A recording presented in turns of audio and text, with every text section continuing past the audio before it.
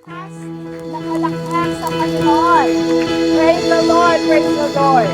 At habang tayo po ay nakatayo, ay buksan po natin ang ating mga Bibles sa Revelation chapter 17 verse 14. And let us all together read the word of the Lord in Revelation 17 verse 14. Okay na ba yung internet? Oh, praise God. Thank you, Lord. Palakpakan pa nga po natin minsan pang Panginoon. Praise the Lord. So Revelation 17:14, let's all together read. Ready, go. They will make war against the Lamb, but the Lamb will overcome them because he is Lord of lords and King of kings. And with him will be his called, chosen, and faithful followers. And the Lord has blessed the reading of His word. Tayo pong lahat ay makakaupo na. God is good. And all the time, tingnan niyo po yung nasa kanan at kaliwa, sabihin niyo po, I'm glad you're here. Amen. Welcome po sa second service ng worship and healing service ng Jesus is Lord Church dito po sa 1832 San Marcelino Street, Malate, Manila. At sa mga naabot po ng ating live stream, kung kayo po ay nakatira lang sa paligid, kayo po ay aming malugod na inaanyayahan na samahan niyo po kami. Every Sunday sa lugar pong ito, we offer 3 services. Isa pong 7:30 a.m., isa pong 10:30 a.m., at isa pong 2:30 p.m. Pero next week po ay wala po tayo live, pero meron po tayong ipapalabas sa live stream because that will be our 31st anniversary. Batiin nyo nga po yung katabi nyo, sabihin nyo, Happy Anniversary! 31 years na po ang JL San Marcelino, Malate, Manila. Palakpakan nga po natin ang Panginoon. Mas kilala po siya before na BPC kasi initially po itong building pong ito ay tinawag na Bible Training Center. Paglaon, nagkaroon ng school, at nagkaroon din po ng church. So dati po nasa second floor po tayo. So hindi pa yung susunod po sa second floor. Basement po kasi ito. At yung dalawang room po ng elementary ay doon po tayo nagcha-chapel service. Every Sunday, 3 services po din noon. Pero yun nga, binigay sa atin itong basement, dati po itong warehouse, dati po itong madumi, madilim, at iba tumitira, alam niyo yun, yung mababait. Pero ang galing talaga ng kamay ng Panginoon. Amen po, parang sabsaban ng ating puso, dating marumi, mabaho, madilim. Pero sa Panginoon, may pagbabago. Amen po? Lahat po ng dumadalaw dito, even from other churches ng JIL, namamangha kasi sa ganda ng atin pong lugar pa ng bahan. At sa Diyos ang ating papuri, pagsamba at pagluwalhati. Amen po? Palakpakan po natin ang Panginoon. At dakilain ng Panginoon. Ang ating pong tema ay Arise and Build a Love-Filled Life for God and Others. Sabihin niyo nga po yon. Arise and build a love-filled life, buhay na punong-puno ng pag-ibig. Gusto niyo ba yon? Yan, a love-filled life for God and others. Isang buhay na punong-puno ng pag-ibig, nakalaan para sa Diyos at sa ating kapwa. So ito po yung ating tema at ating pong panalangin lalo pang tumindi, umalab yung ating pagmamahal sa Diyos at sa ating kapwa. At it will result in good works that will glorify the Lord. Amen po? Sino pong excited sa linggo? Pumalakpak! Ayan, praise the Lord. At ngayon po ay sa pagpapatuloy ng ating pong tema for this month, Arise and Build an Enemy-Defeating Army. Ang nilagay pong katuruan sa akin ng Panginoon is pinamagatan ko nga pong Christ's Victorious Army taken from Revelation chapter 17 verse 14. Na ang sabi nga po dito, ito yung mangyayari in the future sa pangalawang pagbabalik ng Panginoong Hesus. They will make war against the Lamb. Sino yung they dito? Ito po yung forces of evil during those time na bago po dumating ang Panginoong Hesus, talaga pong lalala yung pong kadiliman sa ating pong mundong kinagagalawan. Kaya po, wala tayong masisising tao, no? Dahil po ang talagang may pakanang ng lahat ng ito ay ang Diyos ng salimutan na si Satan. But God has an army in our days and in our time. At sino yon? Turo mo yung katabi mo, ikaw yon. Amen ba? Yes, at tayo po ay iniwan dito ng Diyos sa lupa para ipagpatuloy yung katagumpayang nakamit niya doon sa krus ng Kalbaryo. And we will continue to live victoriously because our Christ is a victorious Christ. So they will make war against the Lamb. Maraming maglalaban-laban, magkakakampi sila para labanan yung Lamb. Capital L. At sa Bible, pag capital L, pagka Lamb na capital L, it refers to our one and only Savior, the Lord Jesus Christ. So magkakampi-kampi lahat ng bansa sa mga panahon yon para labanan ng ating Panginoong Jesus. At kahit magsama-sama pa sila, magtatagumpay ang ating Panginoong Jesus. Amen po? So they will make war against the Lamb, but the Lamb will overcome them. Why? Because He is Lord of Lords and King of Kings. At hindi lang po yun. With Him, kasama ni Kristo na magtatagumpay, will be His called, chosen, and faithful followers. Ang galing ng ating Panginoon kasi hindi niya sinosolo yung katagumpayan. Sinishare niya po ito sa kanyang mga tagasunod. Kaya po, maging tagasunod tayo ni Kristo para maranasan din natin yung katagumpayang nakamit niya. Because the victory He won over that cross, over His life, death, and resurrection para po sa atin. Kaya kailangan i-manifest natin yung katagumpayang iyon ng ating Panginoong Jesus. Dapat po tayo ay tinawag. Paano ba malalaman, Pastora, pagka tinawag? Nakarating ka rito. Nakarating ka, nakilala mo ang Panginoon, nakarinig ka ng kanyang salita. Yung salita ng Diyos, yun yung kanyang panawag. Kaya lahat ng tao tinatawag ng Lord. Amen po? Kasi lahat ng tao bibigyan ng Diyos ng chance to hear His word. Pero hindi ho lahat ay chosen. Paano ba malalamang chosen? Yung tinawag na natili. Sabi mo sa katabi mo, chosen ka pala. Paano mo nalaman, Pastora, na chosen ako? Andito ka pa. Pwede bang mawala, Pastora? Well, nasa sayo yan. Kung gugustuhin mong mawala, ang Diyos, He has given us free will. You have the freedom to choose, to remain or to live. Pero mangmang ka, sorry for the term, kung aalis ka sa kamay ng Lord. Pero matalino ka pag mananatili ka. Amen po ba? At hindi lang hanggang sa manatili sa ngayon, kundi maging tapat hanggang wakas. Kailan, Pastora, yung hanggang wakas? Hanggang punin tayo ni Lord o hanggang sa kanyang pangalawang pagbabalik? Whichever comes first. Amen po? Kasi we look forward to the second coming of the Lord. Kahit buhay tayo, hindi na tayo mamamatay. Kasi automatic, the Lord will change our body from mortal to immortal. From corruptible to incorruptible. From yung nasisirang katawan into glorified body. Kaya we will no longer die pag naabutan po natin yung rapture of the church. Amen po?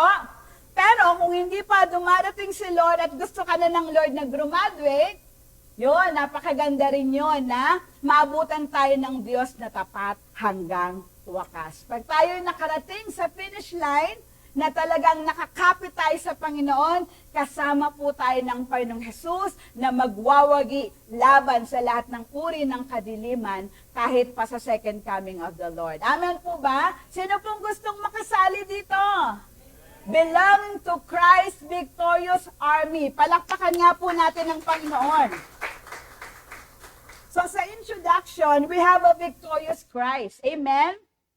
And He is raising a victorious army to advance His kingdom here on earth. Di po ba pag tinanggap natin si Jesus as Lord and Savior, pangako ng Panginoong Hesus, meron tayong buhay na walang hanggan. Pupunta tayo ng langit. Amen po? Napakaganda na ng security na meron tayo. Pero bakit andito pa rin po tayo? Kasi may assignment tayo. Amen po? Dahil nandito pa tayo po sa lupa, inaasahan ng Panginoong Hesus na we will continue what He had started. He won a victorious triumph over the devil and his works, at gusto ng Panginoong Hesus sa kanyang pagbalik sa Ama, tayo naman yung magpapatuloy mula sa kanyang katagumpayan. We should live His victory habang nandito po tayo dito sa lupa.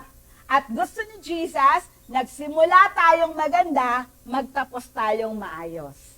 Bakit pas? Is it possible na we started right and ended not right? Opo.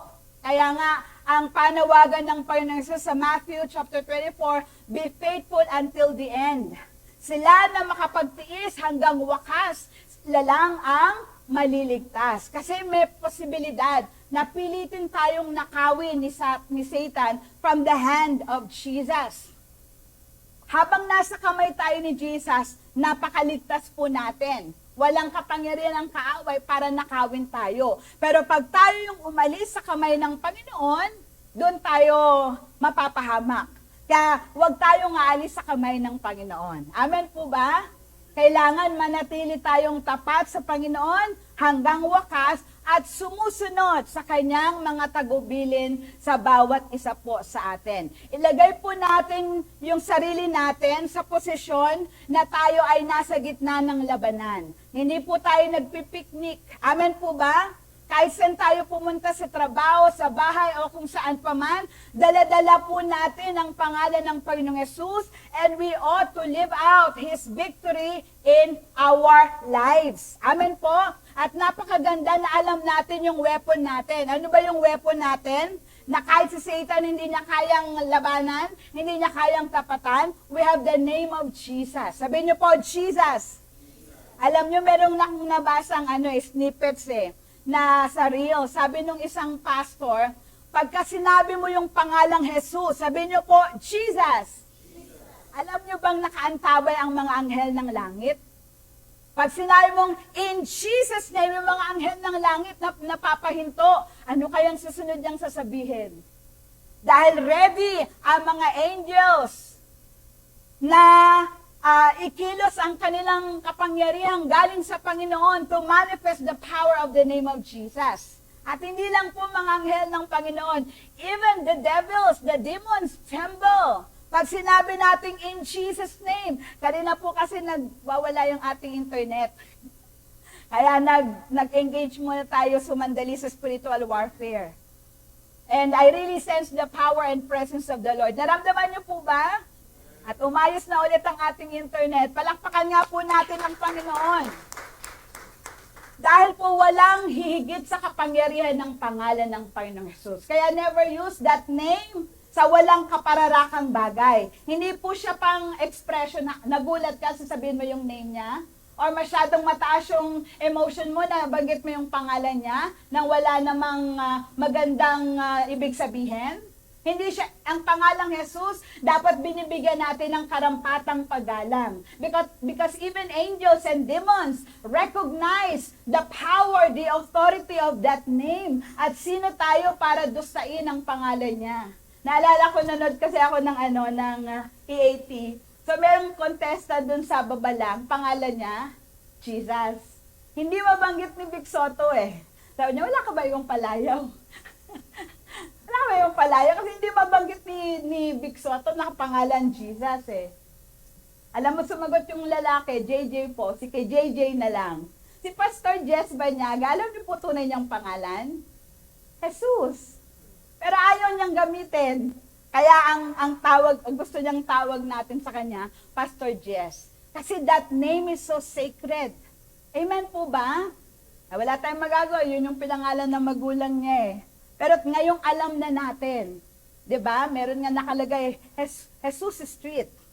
Hindi na natin pwedeng mapalitan yun Basta, whenever we use the name of Jesus, ilagay natin sa tamang pedestal. Because talagang karapat dapat na bigyan ng karampatang paggalang, pagmamahal, pagkilala ang pangalan ng ating tagapagligtas. Amen po ba? Kung ang mga hell nakaangkabay, anong papagawa natin in Jesus' name? At ang mga demonyo ay nahintatakutan kasi alam niya, pag ginamit natin yung pangalan ni Jesus, kakaripa sila ng pagtakbo. So therefore, let us use His name with power, with authority, with faith. Amen po ba? Palakpakan nga po natin ng Lord. Another weapons of our warfare is the blood of Jesus. Everybody say the blood of Jesus. The enemy cannot cross the bloodline, sabi ng isang mangangaral. Hindi pwedeng lagpasan o talunin ni Satan yung pinabalot natin ng dugo ni Jesus. How powerful is the blood? Pwede natin balikan yung Old Testament, especially yung time ni Moses, na para ang mga Israelita ay mapalaya mula sa 430 years of pagiging alipin sa Ehipto, matigas yung ulo ng parao, ayaw niya. Sabi ng Diyos through Moses, magtatakita ako ng kamangamangang kababalaghan hanggang ang parao ay pumayag kayo. So there were 10 plagues, 10 salot, yung pinakawalan ng Lord, isa-isa. At sa dulo, sabi ng Diyos kay Moses, eto na yung huling salot. At pagkatapos nito, kakaripas na ng takbo ang parao para kayo palayasin. Kasi matatakot na silang sobra. Pero bago mangyari yon, sabihin mo sa mga Israelita, mag-alaga ng 1 taong gulang na lamb. Lalaki, walang kapintasan, alagaan nyo for 7 days. Pili kayo ng magandang klaseng tupa, lalaki, walang kapintasan. For 7 days, alagaan nyo. On the 7th day, katayin nyo. Tapos litsunin nyo. Wag ipiprito, wag i-chop-chop. Litsunin nyo ng buo, ihaw nyo ng buo. Tapos yung dugo ay ipahid nyo sa hamba ng inyong mga pintuan. Yung dugo ng kordero. Pagkat darating ang anghel ng kamatayan, pero pag nakita niya yung dugo ng kordero, lalagpas yung angel of death. Hindi siya papasok sa bahay. Pero pag walang dugo ng kordero, papasok yung angel of death sa bahay na walang dugo, mamamatay lahat ng panganay. Sa isang tahanan, pwedeng hindi lang isang panganay. Paano kung panganay yung nanay sa magkakapatid? Panganay yung tatay sa magkakapatid? Panganay yung anak? Tapos may mga alagang hayop, basta panganay, mamamatay kung wala yung dugo ng kordero. Pero pag may dugo ng kordero, lalagpas, kaya ang tawag ay Passover feast. Because the angel of death will pass over the houses with the blood on it. Dugo lang yun ng kordero. How much more yung dugo ni Jesus? Amen po ba? Nakita niyo po yung kapangyarihan ng dugo? How much more yung dugo ni Jesus? What made the blood of Jesus so important? Yung dugo ni Jesus ay dugo ng isang taong banal, walang kasalanan. Parang dugo ng Diyos. Amen po ba? At kung yung dugo ng kordero, hindi mapasok ng angel of death, yung dugo ni Jesus, hindi lang angel of death ang hindi makakapasok. Lahat ng gawa, plano, tangka ng kaaway, hindi magtatagumpay sa mga taong balot ng kanyang banal na dugo. Amen po ba? Palakpakan nga po natin ang Panginoon. Paano ba magagamit, Pastora, yung dugo ng Panginoong Jesus? So kagaya ng name of Jesus, pwede yung sabihin, sa pangalan ni Jesus, sa kapangyarihan ng dugo ni Jesus. Wala nga namang kumuha pa tayo ng dugo dyan, no? Hindi na. Wala nang i-offer na sacrifice. Because enough na yung sakripisyo ni Jesus and it is a once and for all sacrifice na hanggang ngayon, yung bisa ng kanyang dugo, it's for us to benefit from. Amen po ba? So paano yon? Pwede mong sabihin, Lord, balutan mo po ako ng yung banal na dugo. So in the spirit, yun yung ginagawa ng Panginoon. Kaya before we leave our houses, magpabalo tayo ng banal na dugo. At hindi lang tayo. As parent, you have the authority, the power to release the blood of Jesus over your loved ones, over your house. Di ba meron tayong pinagawang mga stickers noon-noon pa na the blood of Jesus covers this house. Statement lang yun, pero pag sinampalatayanan, it is powerful and effective. Mas makapangyarihan di hama kaysa dun sa palaspas na binindisyonan. Amen po? Kasi ito ay may pananampalatayang meron tayo sa kapangyarihan ng dugo ni Jesus. Another way to release the power of the blood is through Holy Communion. Kasi di ba, kumakain tayong tinapay, ostya, na nagsisignify sa katawan ni Jesus. At yung kanyang dugo na sinisimbolo ng fruit of the vine. So, hindi siya nagiging literal na dugo, but when we partake it, ininom natin ng may pananampalataya, we claim the covering of the blood of Jesus. Amen po ba? Di ba hindi ganun kahirap? Yung mahirap na part, ang Diyos ang gumawa sa atin, gagawin lang natin ay mananampalataya. Amen po? We can also use the word of Jesus, the word of God. Kagaya ni Jesus when he was tempted by the devil sa mountain of temptation. Anong ginamit niyang asandata laban kay Satan? Word of God. It is written. It is written. It is written. At ano nangyari? Taong si Satan, panalo si Lord. At tayo rin po pwede natin gamitin yun. Kaya mag-memorize tayo ng scriptures. O kaya mag-ipon tayo ng mga salita ng Lord na patungkol sa ating pangangailangan. Halimbawa, kailangan mo ng kagalingan. Hanap ka sa Bible na nag-speak about healing. Isaiah 53, verse 5, by His wounds we are healed. 1 Peter 2:24. And then yung nakasulat sa Exodus 15:26, that if you will worship the Lord, He will take away sickness from the midst of thee. Hanap ka ng mga verses sa Bible na nagpapahayag ng kagalingang ipinangako ng Panginoon. Kailangan mo ng prosperity? Meron ding mga scriptures to support that promise of the Lord. That Jesus, na pinakamayaman sa lahat, though He was rich, He became so poor so that through His poverty, we might become rich. Hindi kalooban ng Lord na yung mga anak niya nagdarahop. Sino rito mga magulang? Natutuwa ba kayo kung yung anak niyo, ay gumagapang sa hirap yung anak ko, I'm so happy, ganon? Siyempre hindi. How much more yung ating Diyos Ama sa langit? He owns everything, the cattle in the field, the heavens and the earth, and everything in it belongs to God. Alam nga naman hindi niya tayo bigyan, anak niya tayo. So kalooban ng Lord tayo managana. Nasa ulo, hindi nasa buntot. Nangunguna, nagpapautang, nang walang interes no? At hindi nangungutang. Kasi pangako ng Lord, prosperous life. He came to give life, sabi ng John chapter 10, verse 10, letter B, and for us to have it more abundantly. Ang dami pong pangako ng Panginoon. Kailangan lang alamin natin. And mas magandang i-memorize para kahit saan pwede nating i-quote. Diba? Kahit wala tayong dalang Bible pagpasok sa trabaho, no? Pagka-memorize mo yung pangako ng Lord, kayang-kaya mo yung i-quote. And the Word of God is powerful and effective, sharper than the two-edged sword. Amen po ba? Palakpakan nga po natin ang Panginoon. So, ang dami po nating, ang dami po nating weapon. And these are not powerless, no? The weapons we fight with are not carnal. They are mighty through God to the pulling down of the stronghold of the enemy. Napakamakapangyarihan ng ating mga sandata. Amen po? At gusto ng Lord gamitin natin ito. At tayo ay patuloy na maging kabahagi ng army of the living God. Sabihin mo nga, I belong to the victorious army of Jesus. Amen? Pero parang kulang sa power eh.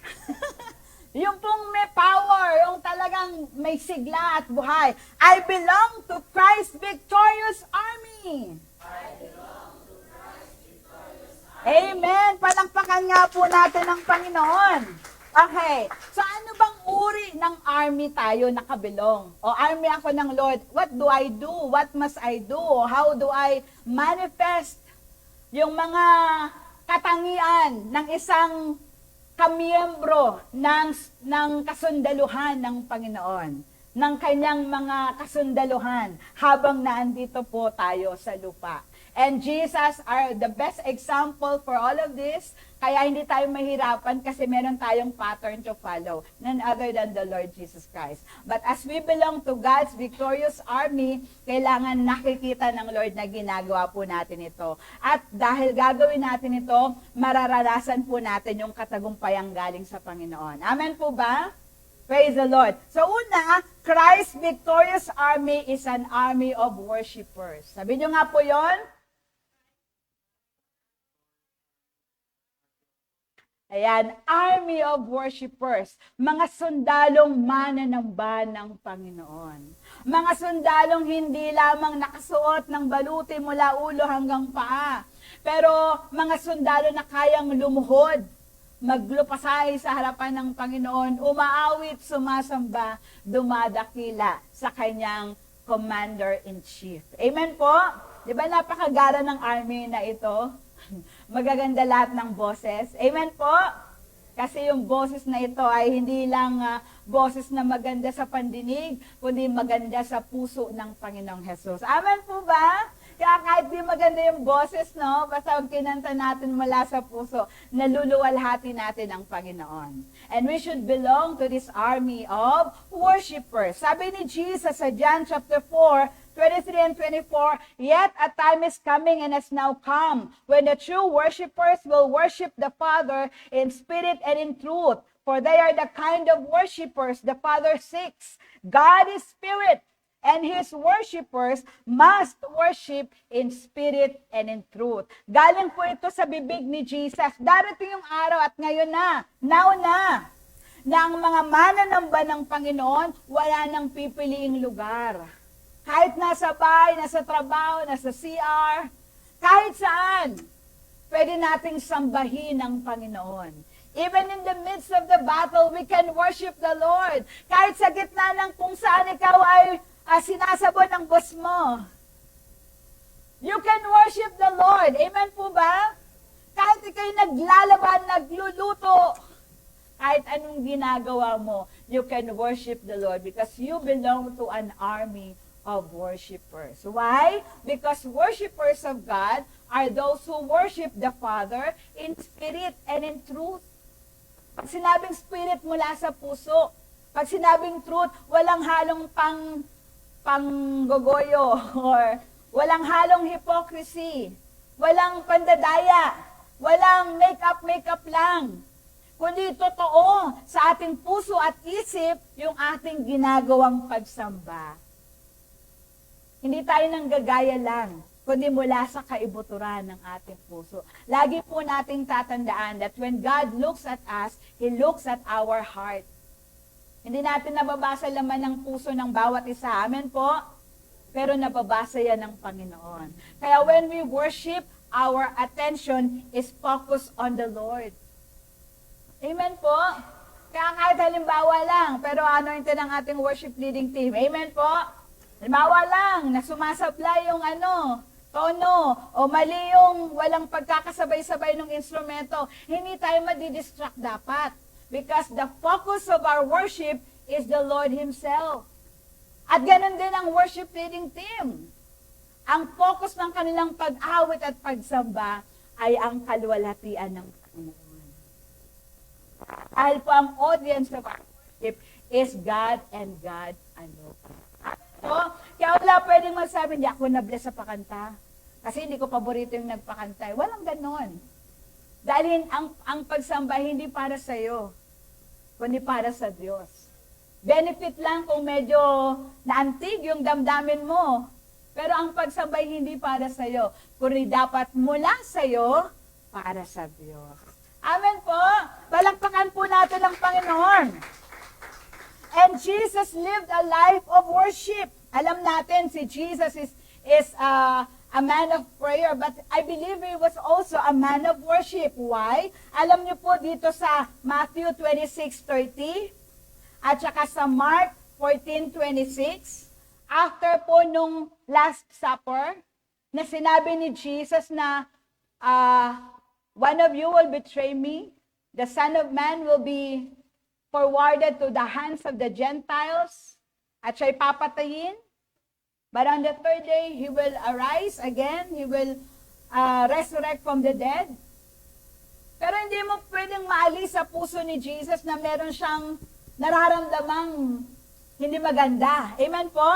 Sa book of John, sinabi niya, my spirit is troubled. And what will I say? Will I pray, Lord, take me out of this trouble? No. It is for the same reason why I am here. So Lord, glorify your name even in the midst of this trouble. Amen po ba? At alam nyo, sa Matthew 26:30 at parehong-pareho sa Mark 14:26, when they had sung a hymn, they went out to the Mount of Olives. After nung Last Supper, after ng huling hapunan ni Jesus, na alam niya kung anong mangyayari sa kanya, nagpakanta pa siya. Nag-lead siya ng worship among the disciples. Amen? Amen po ba? So makikita natin, hindi ibig sabihin mabigat yung pakiramdam mo, malungkot ka, talo ka, o may pinagdadaanan ka, hindi ka kayang makapagsamba sa Panginoon. Mali. Yun nga yung napakagandang pedestal. Mula sa kalunos-lunos na kalagayan mo, dun ka magsimulang magpuri sa Panginoon. Because we are an army of worshipers. Amen po ba? Remember si Job? Sa Job chapter 1, unang chapter pa lang, bagyo na yung hindi lang bagyo, tsunami, lindol. Yung nangyari sa buhay niya, isa-isa. Nawala yung kanyang mga ari-arian, yung kanyang mga tupa, kamelyo, baka, isa-isang nawala. May nagnakaw, o kaya namatay, gawa nung kidlat. Pero ang pinakamabigat, yung kanyang 10 anak na nagsasaya sa bahay ng panganay. 7 lalaki, 3 babae yung kanyang anak. Lahat patay. In an instant. At lahat isa-isang nagbalita kay Job. Job, yung mga tupa mo. Job, yung mga baka mo. Job, yung mga kamelyo mo. Isa-isa nagre-report hanggang sa dulo. Job, yung 10 mong anak. Kumidlat. Natamaan ng kidlat yung bahay ng anak mong panganay. Andun lahat ng mga anak mo, lahat sila patay. Ako lang ang natira. If you were Job, what will you do? Hindi tayo si Job eh. Alam niyo ginawa ni Job? Napunit niya yung kanyang outer garment sa tindi ng lungkot. Pero hindi nagtapos doon yung kwento. Napunit niya yung kanyang damit panlabas, siya ay lumuhod sa lupa at sumigaw. Hubad akong pinanganak sa mundong ito. Hubad din akong aalis. Nagkaloob ang Panginoon, marapat niyang bawiin ito. Maparangalan pa rin ang pangalan ng Panginoon. Palakpakan nga po natin ng Lord. Ito po yung army of worshipers na hindi nakabase yung kanilang pagsamba sa nangyayari sa kanilang buhay o sa kanilang kapaligiran. Because they believe God is over and above their circumstances. Hindi nakabase yung pagsamba sa Panginoon kung maganda lang yung nangyayari. Kahit hindi maganda, marapat sambahin ang Panginoon. Amen po ba? At alam natin, yung 2 Chronicles chapter 20, 21 to 23, 3 kaharian, lalaban kay Jehoshaphat, the king of Judah. 3 kingdoms against 1. Sinong dehado? Si Jehoshaphat, di ba? 3 kaharian na malalaki at magagaling laban sa isa. Pero anong ginawa ni Jehoshaphat? Siya'y nanalangin at nagtiwala sa Panginoon. And on that day of the battle, pinamarcha niya yung kanyang mga sundalo. Pero ang nasa unahan, worshipers. Mula sa palasyo ni Jehoshaphat, nagtutunugan na yung mga trumpeta ng Panginoon, nag-aawitan, nagsasayawan yung kanyang choir. Binuo ito panahon pa ni David at tinuloy ng mga hari ng Judah. And they were singing. Anong awit nila? Give thanks to the Lord for His love endures forever. Magpasalamat tayo sa Panginoon pagkat ang kanyang pag-ibig ay hindi nagmamaliw. Pambihira, papunta sila sa labanan. Nagpapasalamat sa Panginoon. At ang pinapahayag yung pag-ibig ng Diyos, labanan, pag-ibig, di ba? Labo nun. But it's not about the battle, it's about God. And about who He is. Hindi nga what He can do eh. Pwedeng kantahin, the Lord will fight for us. We have the victory. Pwede yun eh, di ba? Kasi parang declaration na hindi pa nangyayari, nagtagumpay na, it's not about that. It's just about the Lord. Patungkol sa Panginoon. Give thanks. Magpasalamat sa Panginoon pagkat ang kanyang pag-ibig ay hindi nagmamaliw magpakailanpaman. Pagdating po nila sa battlefield, tapos na pala yung labanan. Habang umaawit sila ng Lord, God sent forth ambushes. Sino ang lumaban sa mga kalaban nila? Mga anghel ng Panginoon who brought confusion to the camps of the enemy. Na yung tatlong karian sila naglaban-laban. Kaya pagdating nila Jehoshaphat, tapos na. Kinuha na lang nila yung loot from the battle. Kaya umuwi silang ang dami lang kayamanan. Kasi pinagtagumpay sila ng Panginoon because they were army of God's worshipers. Amen po ba? Palakpakan nga po natin ng Lord. May awit ka pa rin dapat sa gitna ng problema, sa gitna ng uncertainty, sa gitna ng anumang tinatahak mong hindi magandang bagay. May awit na pagsamba kasi karapat dapat ang Diyos sa lahat ng ito. Amen po? Another example is yung sa Acts 16:25-26. Si Paul and Silas, binugbog sila ng mga tao sa maling paratang. Bugbog sarado sila mula ulo hanggang paa. Pagkas nakakadena pa sila, kamay at paa. At kasama nila mga kriminal doon sa kulungan. Ang dami nilang bantay. Kala mo naman makakatakas sila. At pipiliin nilang tumakas. Gwardyado. Puno pa ng sakit yung kanilang katawan mula sa mga bugbog at sugat na kanilang natamo. Pero alam niyo yung ginawa ni Paul and Silas, sabi ng Acts 16:25-26, nung hating gabi, sa gitna ng dilim, descriptive, at midnight, while it was dark, doon mo mas masarap purihin ang Panginoon. Pag madilim ang iyong paligid, hindi dahil bulag ka, kundi dahil karapat-dapat na sambahin ang Panginoon, even sa gitna ng kawalan. Pag sinabing gitna ng kawalan, hindi mo alam kung ano mangyayari. At di mo naintindihan kung ano yung nangyayari. Pero karapat-dapat pa rin sambahin ng Panginoon. Amen po ba? Anong nangyari? About midnight, Paul and Silas were praying and singing hymns to God, and the other prisoners were listening to them. Suddenly, there was a violent earthquake that the foundations of the prison were shaken. At once, all the prison doors opened, and everybody's chain came loose. Literal, nagbukas yung mga pintuan ng kulungan. Literal na yung kanilang mga gapos, mga kadena po yun. Sa kamay at paa, nagkalagan. Literal. In the spirit, mas matindi pa yung nangyari kasi na-born again yung pamilya ng Philippian jailer. At hindi lang itong Philippian jailer, yung kanyang buong sambayanan. At dito daw po nagsimula ang Philippian church. Kaya may Philippian book sa Bible. Kasi may breakthrough in the spirit when we begin to worship the Lord together. Amen po ba? Palakpakan nga po natin ang Panginoon. Meron daw pong ibon na mas matining, mas maganda yung kanyang awit pag umaawit siyang may sugat. Ganun din po yung awit natin sa Panginoon. He knows the difference when we sing, when we're happy, and when we sing, when there's something na hindi maganda sa ating buhay, and yet umaawit pa rin tayo sa Panginoon. Alam niya yung pagkakaiba. Kaya matuto rin po nating awitan ng Panginoon kahit sa gitna ng ating mga battles in life. Una, dahil karapat dapat sambahin ng Panginoon.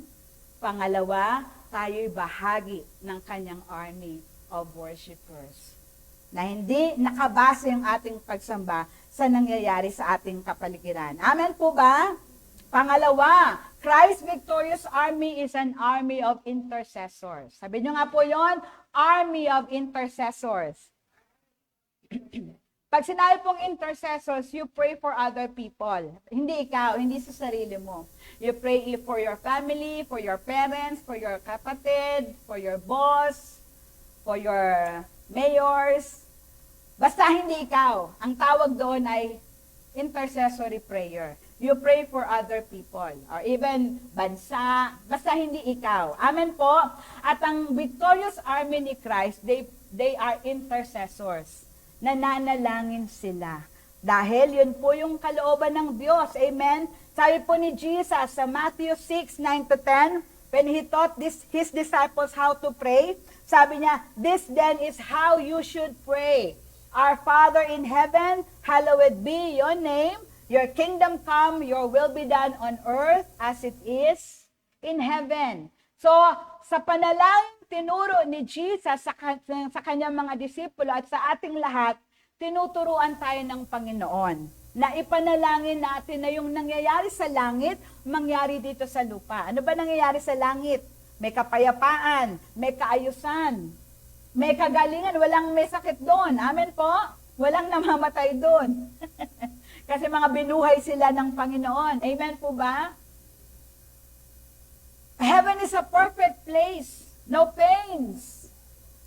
No trials, di ba? Walang sakit, walang karamdaman, walang kahirapan. At ang sabi ni Jesus, ganito kayo manalangin, let your kingdom come. Your will be done on earth as it is in heaven. Yung nangyayari dyan sa langit, Panginoon, mangyari dito sa lupa. Sinong naghahari sa langit? Ang Diyos. Sinong naghahari sa lupa? The God of this world. Pero we pray na, Lord, maghari kasi dito sa lupa. Pagharian mo ang mundo. Amen po ba? Kasi sa ngayon, hindi. The God of this world has blinded the eyes of the unbelievers, kaya hindi nila makomprehend the truth of the gospel. But when we pray, using His name, the name of Jesus, using the blood of Jesus, using the word of the Lord, nagkakaroon ng kapangyarihan at nakakalag lahat ng uri ng pagkabulag at kasinungalingan ng kaaway. Dahil makapangyarihan ang pananalangin natin. Amen po. Why is our prayer powerful? Hindi dahil sa magaling tayo mag-pray, kundi dahil yung Diyos na dinadalangin na natin ay nakikinig at sumasagot ng ating panalangin. Eh paano pag di ka nag-pray? Walang sasagutin ng Lord. Wala siyang gagawin. Pero pag nag-pray tayo, makikinig siya, sasagot siya, pakikitaan niya tayo higit pa sa ating ipinapanalangin. Amen po ba? Pag di tayo nag-pray, hindi natin mararanasan yung napakagandang nais na gawin ng Lord. Because if we will not, God cannot. Ang pananalangin ay weapon at instrumentong binigay sa atin ng Diyos para gamitin natin. And when we use the power of prayer, God will manifest His kingdom here on earth as it is in heaven. Kayo mga tamad mag-pray, o ano pa i-expect natin? Sabi nga ni James, di ba? You receive not because you ask not. Hindi ka tumatanggap kasi hindi ka humingi.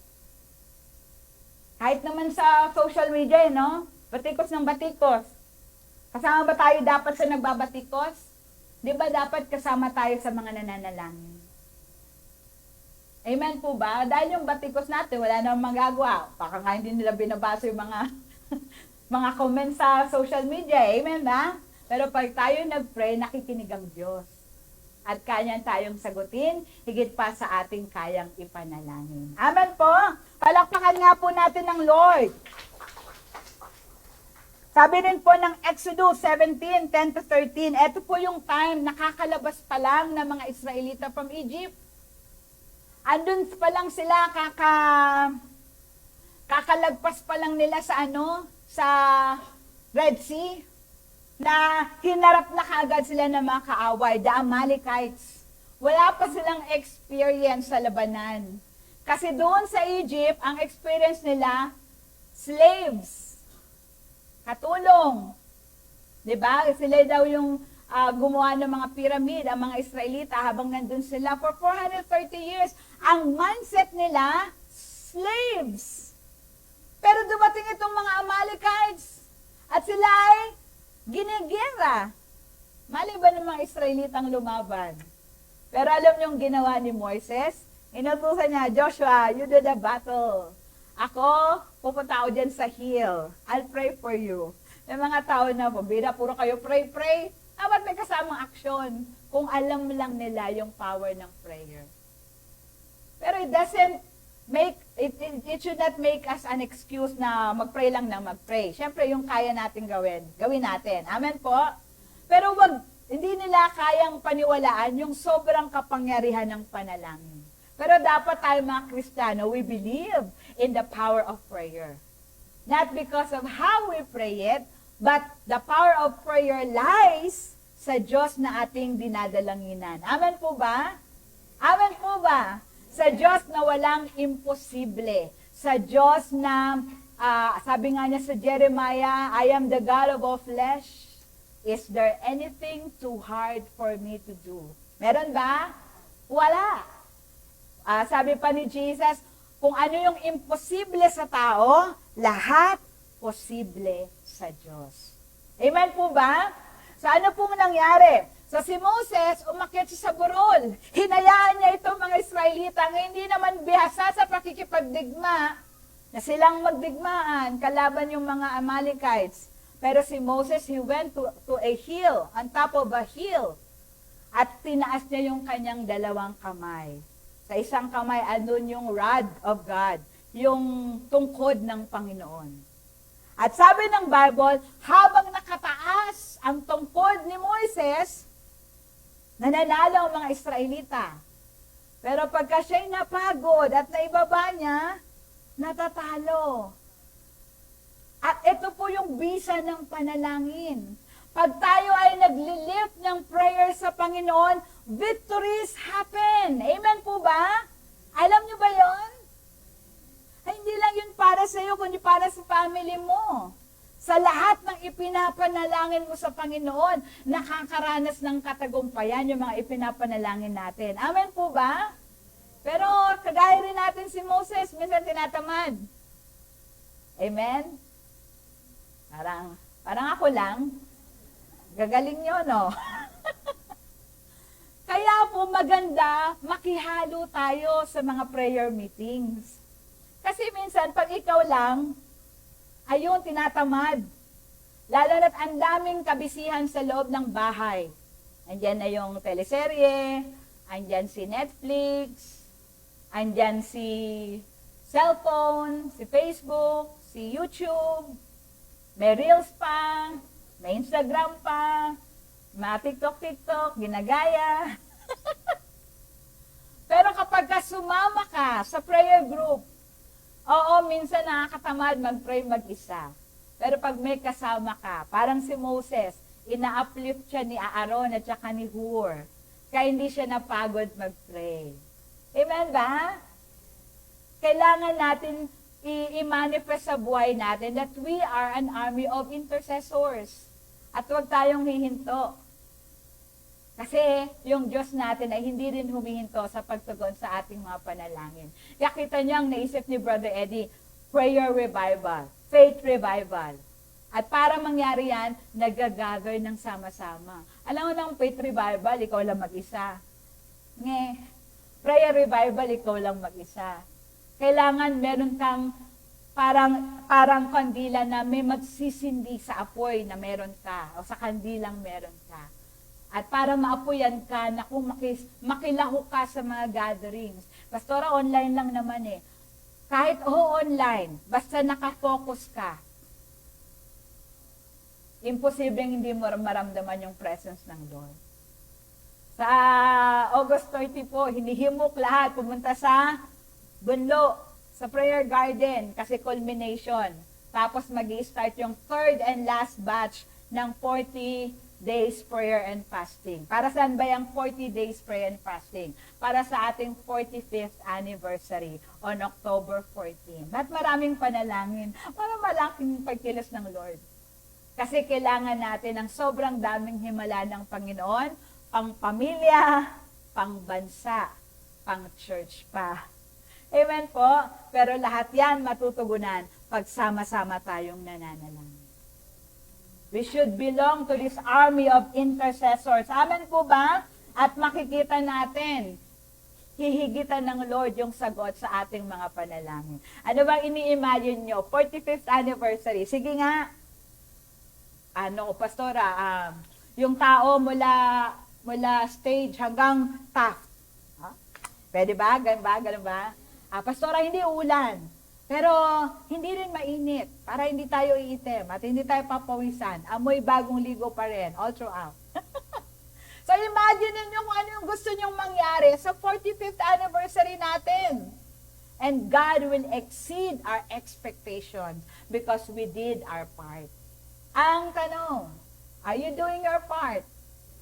40 days prayer and fasting, third batch. Amen po ba? Ang Lord, He sees whatever sacrifice we give to Him, and He is the rewarder of those who diligently seek Him. Do our part. The Lord will definitely do His part. Amen po ba? Din po sa Acts chapter 12 verse 5. Si Herodes, hinuli niya si Pedro. Kasi nung hinuli niya si James at pinugutan niya ng ulo, yung kapatid ni John the Beloved, ang daming natuwa. Kaya gusto niya ring gawin ulit kay Peter. Kaya hinuli niya si Pedro. Yung church na warningan, naku, hindi kasi tayo nag-pray, kaya napugutan ng ulo si James. This time, magpa-pray na kami. Kaya, sabi ng Acts 12:5, so Peter was kept in prison by Herod, but the church was earnestly praying to God for him. The church, the entire church, isa lang yung pinagpipray si Pedro. Anong ginawa ng Diyos? Nung gabing yun, the Lord sent an angel. Akala ni Pedro, panaginip lang.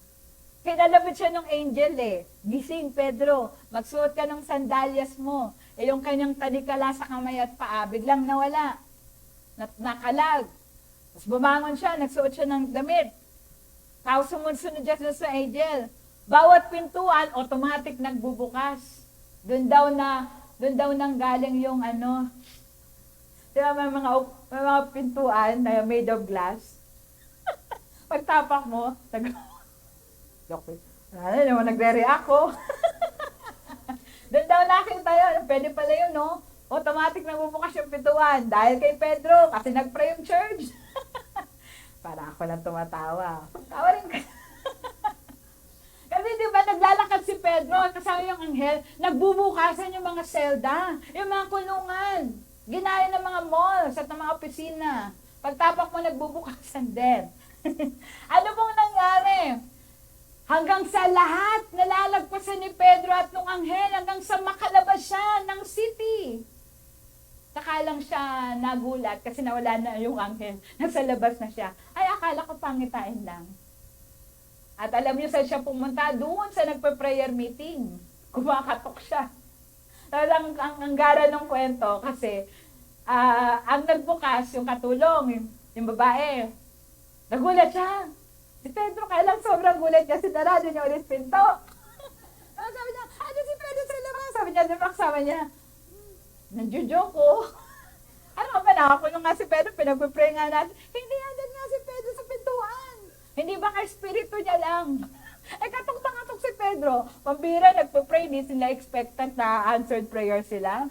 Minsan, ganun tayo mga Kristiyano Nagpipray tayo, pero magugulat pa tayo pag sinagot na ng Lord.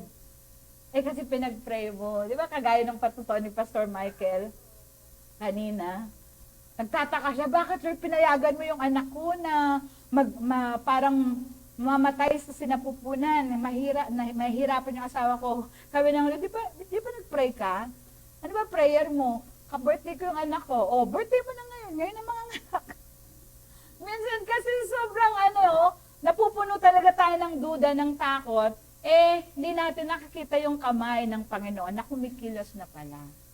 Amen po ba? Pero ang lesson pa rin, wag guminto sa pananalangin. at magtiwala sa Lord na pag pinag-pray mo na, nasa kamay na yan ng Panginoon. And God will do His thing. Maaring iba sa ating komputasyon, sa ating plano, pero siguradong may tugon ang Panginoon. Amen po ba? Palakpakan nga po natin si Lord.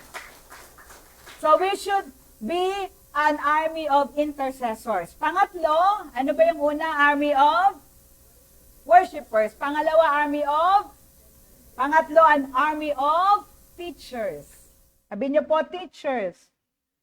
Kasi si Jesus, ang isa sa pamilya, sa sikat na pagkakatawag ni Jesus nung kanyang pagkakatawang tao, he was called the great teacher, rabbi. Sabi niyo po, rabbi. Ibig sabihin ng rabbi, teacher. Mas maraming kumilala kay Jesus na teacher kaysa Messiah. At least nakilala nila na Jesus was a teacher. At dapat tayo rin na army of God, army of Christ, we should be an army of teachers. Nagtuturo tayo. Hindi ng mali, of course. Nagtuturo tayo ng tama. Hindi tayo nagbabash, nagtuturo. Amen po ba? Hindi tayo nagja-judge, nagtuturo. Amen po ba? At yung pagtuturo natin, base sa salita ng Diyos. Kasi taking from what Jesus said in Matthew 28:19 to 20, therefore go and make disciples of all nations, baptizing them in the name of the Father and of the Son and of the Holy Spirit, and teaching them to obey everything I have commanded you, and surely I am with you always to the very end of the age. So ang instruction ni Jesus, ang tawag dito, the Great Commission, we should go and make disciples. To make disciples, hindi yung isang turuan na disciple na. It takes a lot of teachings, a lot of patience on the part of the teacher. Huwag niyong bibitawan, hihintuan yung tinuturuan niyo. Huwag kayong mapagod. Huwag kayong tumigil. Amen ba? Kundi magpatuloy pa rin sa pag-aaral, pagtuturo, hanggang sa maging disipulo. Hanggang kaya na niyang tumayong mag-isa at magturo rin sa iba.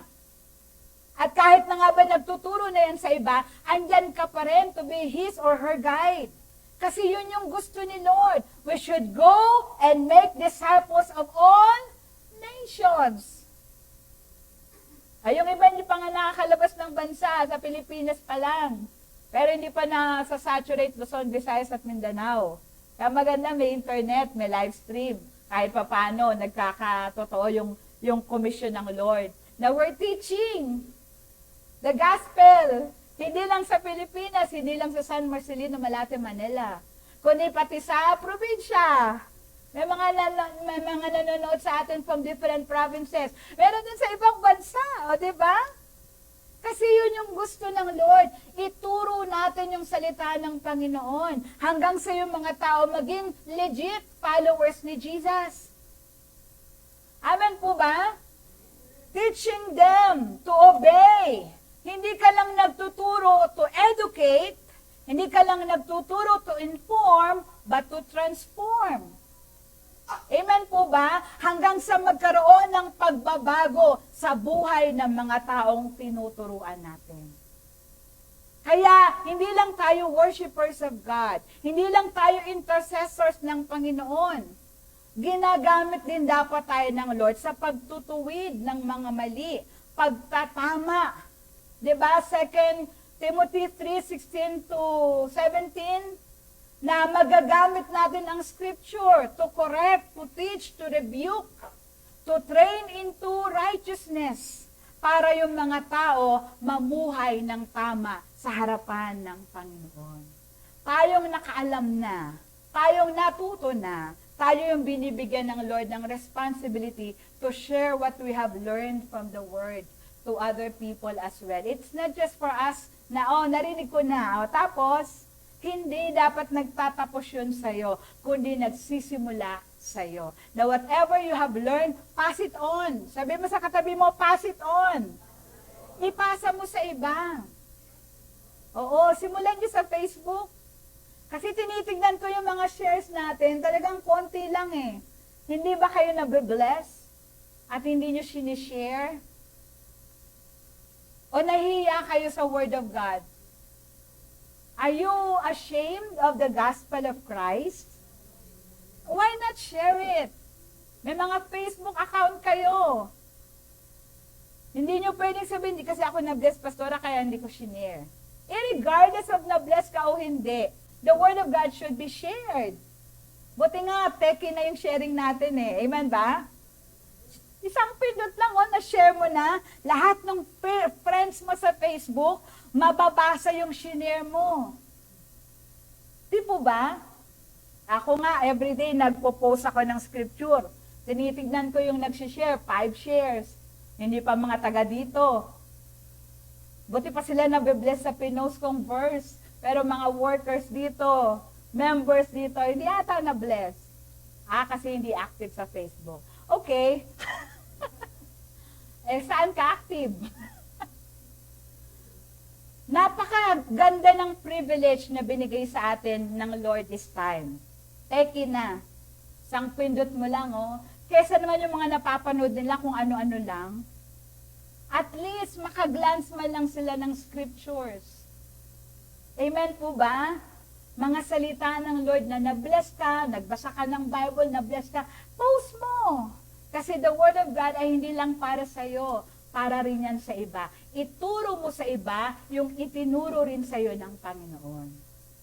Nang sa gayon, maraming matuto. At hindi lang basta matuto, kundi mabago yung kanilang buhay kasi ang Diyos lang ang makakapagpabago ng ating buhay. Amen po? 2 Corinthians 5:17, anyone who is in Christ is a new creation. The old is gone, the new has come. Ang tanging makakapagpabago lang sa tao ay ang Diyos. At paano makikialam ang Diyos kung hindi siya papayagan ng mga taong itong maghimasok sa kanilang puso't buhay kasi walang nag-share. Sabi yan ng Romans chapter 10. How can they believe on someone they have not heard? How can they hear if no one is speaking about them, about this God? And how can they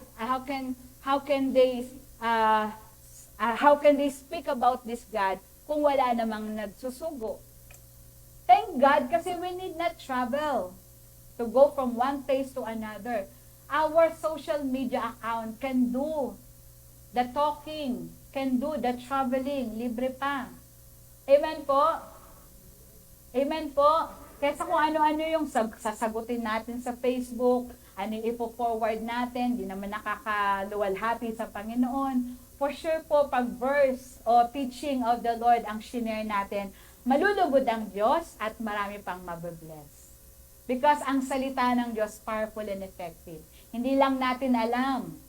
Pero yung mga pinost pala natin, kasi may bumabalik sa akin, timing yung verse mong pinost kanina. Ganon ka makapangyarihan ng salita ng Diyos kung sinishare natin. Kung di natin sinishare, sayang yung power na i-release dapat ng Panginoon kung ating ibinahagi yung kapangyarihan ng kanyang salita. Amen po ba? We should be an army of teachers. Hindi lang teacher na may pulpito o merong nakaupong nakikinig. Teacher ako kasi meron akong chalk at eraser. Hindi. Kahit sa loob ka ng bahay, pwede kang maging teacher sa iyong mga anak, teacher sa iyong opisina, kahit hindi ikaw yung boss, pwede kang gamitan ng Lord magturo ng tama. Lalo't nakikita nila sa iyo ang Panginoong Yesus. Amen po? Isang bagay po na ginawa nitong si Jehoshaphat. Diba kanina we talked about him, yung prosesyon ng mga mananamba bago yung mga sundalo. Meron din po siyang ginawa sa 2 Chronicles 17:7-9. In the 3rd year of his reign, ikatatlong taon ng kanyang paghahari, he sent his officials, Ben-Hail, Obadiah, Zechariah, Nathanael, and Micaiah to teach in the towns of Judah. So sabi ng verse 9, they taught, nagturo sila throughout Judah, taking with them the book of the law of the Lord. They went around to all the towns of Judah and taught the people. Ito lang po yata, kung na nagkakamali, ito lang po yata yung hari na nagpakawala ng mga teachers sa buong nasasakupan ng Judah dala-dala yung book of the law, particularly yung Deuteronomy, para magturo sa mga towns, sa mga villages about the book of the law. Pag binasa yung susunod, dahil doon, nagkaroon ng banal na takot ang mga tao sa Diyos. At hindi lang mga Hudyo, pati yung mga ibang bansa natakot sa mga Hudyo. Kasi yung salita ng Lord, nagkaroon ng manifestation. Kaya wag ho nating mamaliitin ang Bible. Yung mga dumudusta dito, si Lord yung magpaparusa sa kanila. Pero tayo, hindi dapat tayo nahihiya. We should not be ashamed of the gospel of Christ because it is the power of God for salvation. Walang maliligtas, walang pupunta ng langit kung hindi nila narinig ang patungkol sa salita ng Diyos.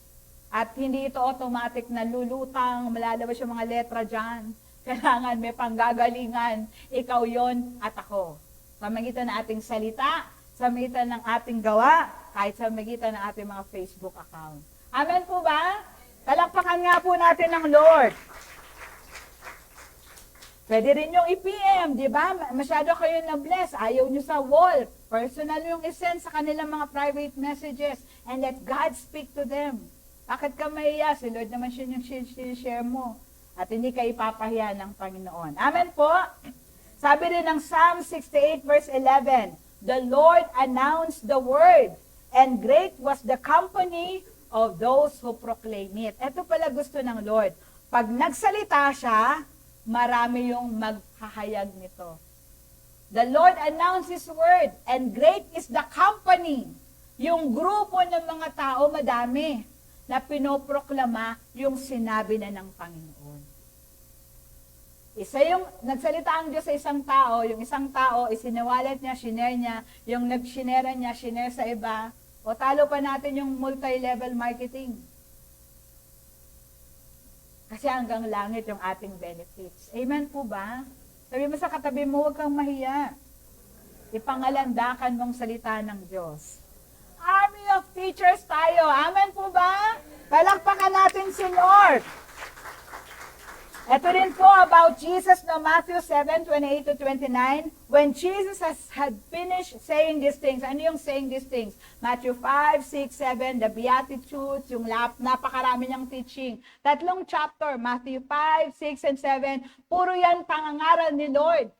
At sabi sa dulo, nung matapos na si Jesus ang lahat ng kanyang mga pangangaral, the crowd were amazed at His teaching because He taught as one who had authority and not as their teachers of the law.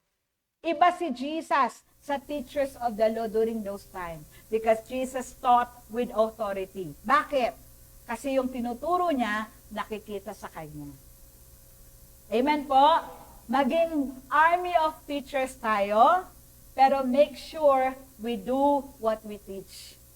Amen po ba? Para mas kumpleto yung ating pag-share. Na kahit tignan nila yung buhay natin, hindi tayo perfecto, pero at least there is that level of confidence na we can say that we are striving to obey the Lord's word in our lives. Amen po? Okay po mga teachers of the law? Okay po, army of teachers? Palakpakan natin ang Panginoon. And last, huli na po ito, ano po una? Army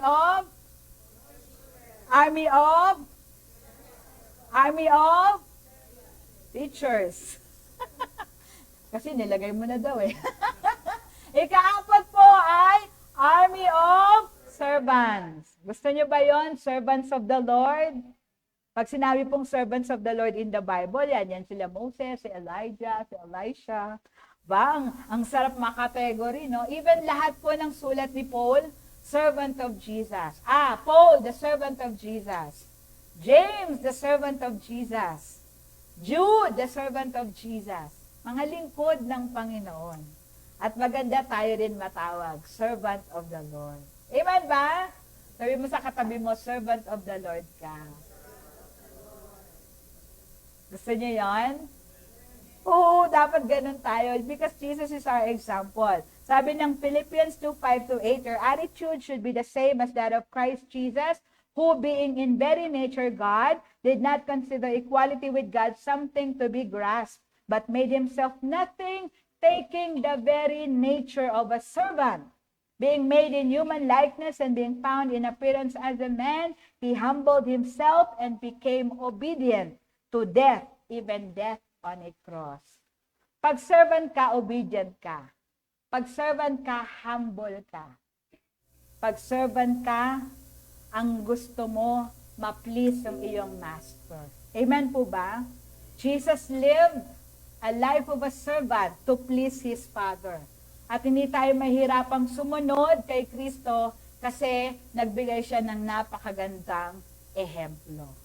Wala na po akong ibang makitang example of true servanthood other than the Lord. Even He Himself said in Mark 10:45, "For even the Son of Man did not come to be served, but to serve, and to give His life as a ransom to many." Hindi siya naparito para paglingkuran natin siya. Nung siya'y unang bumaba, naparito siya para siya yung maglingkod. Kaya tayo po ay nandito sa church, member po tayo ng Army of Jesus, not to be served, but to serve. At kung kailangan, sabi nga ni Brother Eddie kahapon, kahit itaya natin yung buhay natin, alang-alang sa gawain ng Panginoon, alang-alang sa honor ng Panginoon. Bakit hindi? Eh siya nga, binigay niya yung buhay niya para sa atin. Amen po ba? Hindi naman tayo bibigyan ng Lord ng pagsubok na hindi natin kaya. Kaya lang, dapat talaga walang boundary sa ating paglilingkod sa Panginoon. Kahapon talaga, inulit na naman niya yung determination to serve. From the book of, ano pangalan nun? Sa Utmost for His Highest.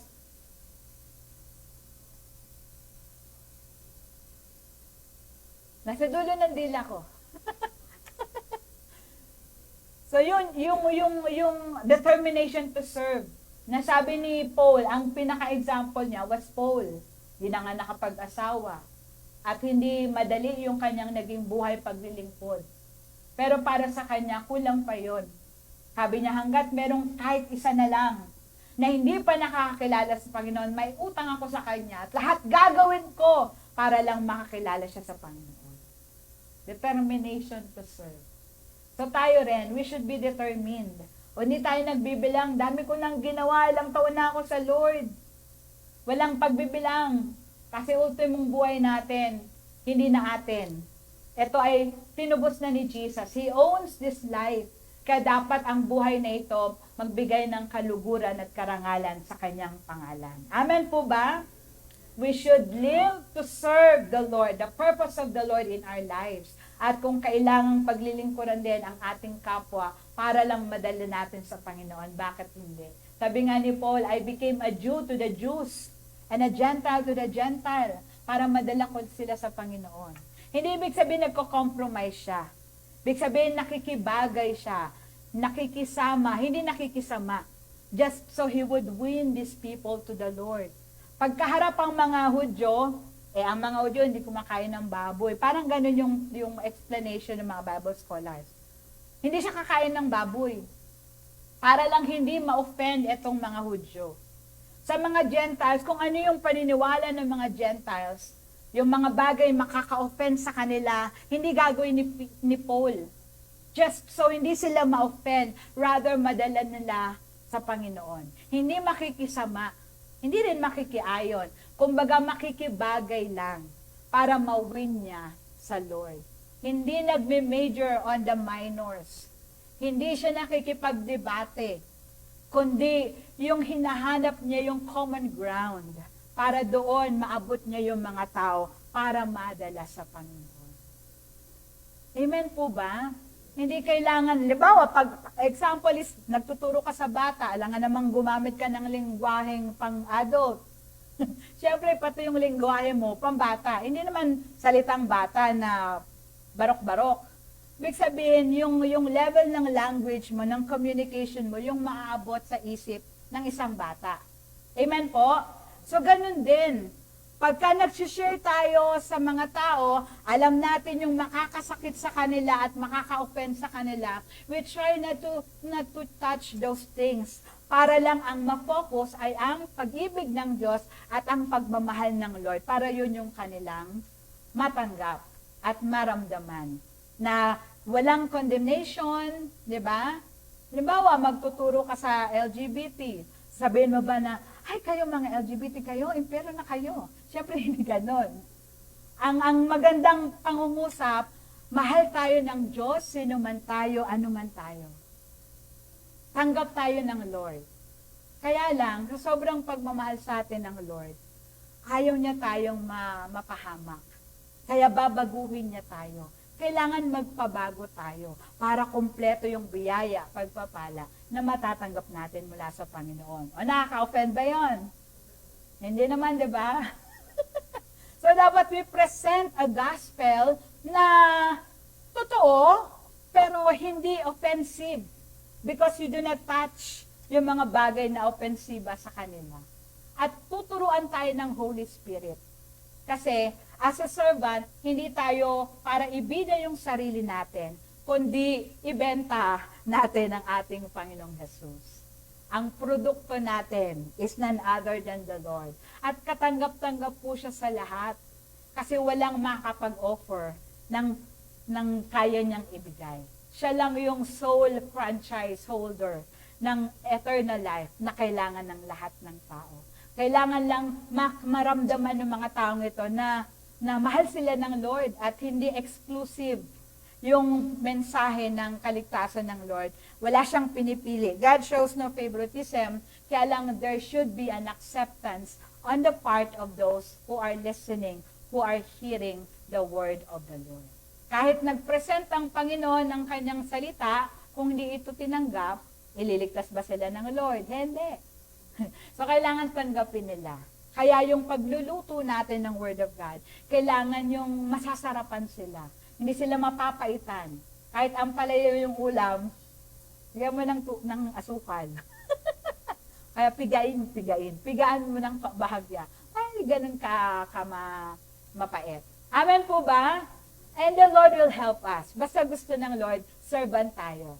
Doon nga sa sulat, doon sa determination to serve, tayo po ay doormat. Sabi niyo po, doormat. Alam niyo yung doormat? Basahan. Yung pagpasok mo sa bahay, para hindi mo mapasok sa bahay yung dumi ng labas, papagpagin mo, yung sapatos mo, papahid mo doon sa doormat. O tayo daw po yung doormat. Tayo yung pahiran ng mga dumi ng mga tao para lang makapasok sila sa kaharian ng Diyos. Na kaya mo silang yakapin, tanggapin, sino man sila, just make, para lang makakilala sila sa Panginoon. Amen po ba? At walang hihigit sa army of servants, kasi it is the Lord Himself being manifested in our lives. Jesus did not come here the first time as king.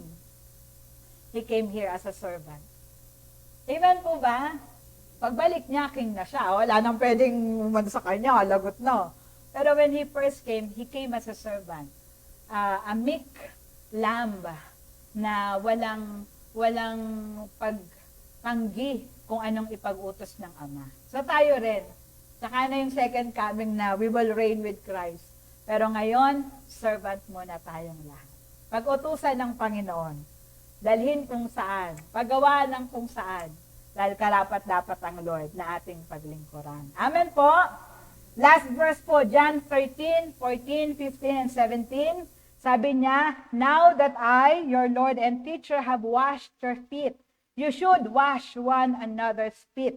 I have set you an example that you should do as I have done for you. Now that you know these things, you will be blessed if you do them. So kakatapos lang ni Jesus hugasan yung paa ng mga disipulo. Isang bagay na hindi ginagawa maliban ng servant. Pero ginawa ni Jesus sa kanyang mga disipulo. At sabi ni Jesus, kung nagawa ko ito sa inyo, gawin nyo rin sa iba. Not necessarily washing the feet of the disciples, kundi become a servant kung ano yung necessity, yung maitutulong sa ating kapwa. Para lang madala natin sila sa Panginoon. Okay po ba, Army of Servants? Mga mapagpakumbaba, hindi mga mayayabang, sabi nga ni Brother Eddie, walang sense of entitlement, hindi pipiliting ibigay sa kanya yung karapat-dapat sa kanya because we have no rights to ourselves, we only have the right to be broken. Wala tayong reputasyon na sarili natin, tayo lang ay naandito para magpagamit sa Panginoon. Amen po ba? At wala na pong hihigit na kasiyahan na nabuhay tayo, na nagamit tayo ng Lord. Amen po? Parang pahina ng pahina. In conclusion, Christ did not live an easy life. It was full of rejection, suffering, humiliation, and even death. Yet He overcame everything and became triumphant. Lalo't nabuhay siya muli mula sa mga patay. At nung kanyang pagkabuhay, He overcame lahat ng punishment of this world. At para rin yun sa iyo at sa akin. So let's live out to what Christ has already attained for us. Living as Christ's victorious army. Nag-set si Lord ng example. Meron na tayong susundan. At mabuhay tayo ng may katagumpayan because we belong to Christ's victorious army. Amen po ba? Malakas na palakpak sa Panginoon.